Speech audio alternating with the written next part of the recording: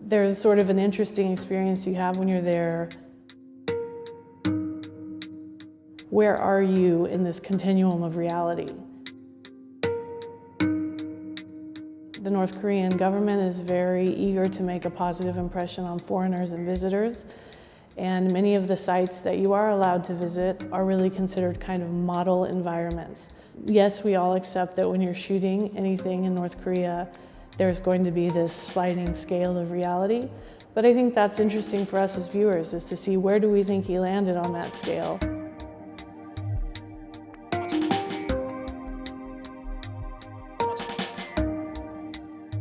We're pleased to have 3D PRK, North Korean Portraits by Mariage Tancich on view right now at Asia Society Texas Center. So to unpack the title of the exhibition a little bit, we refer commonly to North Korea as just that, but its official title is the Democratic People's Republic of Korea, so DPRK. And then that combined with 3D gets us the exhibition title and the title of the series, which is 3D PRK. We were really interested in featuring the exhibition because Mariage has a very unique perspective. He grew up in Slovenia, which at the time was part of the former Yugoslavia. So he grew up in a communist system. So he becomes kind of a cultural translator. And he has an extensive background in photography, is very gifted, but he also has a unique capacity to shoot in 3D. 3D is so effective in taking us out of our everyday immediate location and putting us into a different space.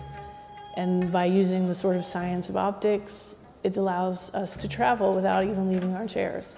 So I think what he wanted to do in making this one-to-one connection was to really take us to where he had been in North Korea, to really engage us in a conversation with these subjects that he selected, these individuals he worked with. And I think 3D does that in a way that normal photography could never achieve, really.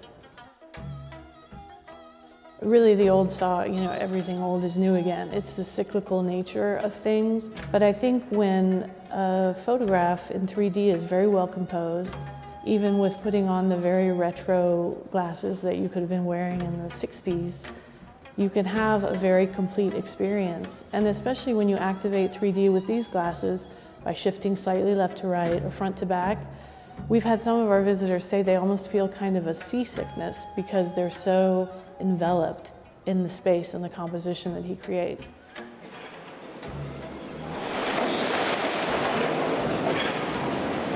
One in particular is a young man who's working in a steelworks near a furnace. Mariage will tell you that it was such a beautiful image, it just sort of called out to him when they were there. And I think part of the reason is it's sort of the classic heroic worker type that you see in socialist, realist propaganda imagery, whether that be posters or photography or whatever. But we paired it also with two other photographs, one of a young woman working at a tourist rest stop, and then two young women who are in attendance at a shooting range. And I think that by connecting to the younger people in Korea today, it can really help us consider and ponder, where is Korea going? Where will Korea be in the next 20 years, in the next 50 years, when they have these young people who have limitless potential and are so bright and capable.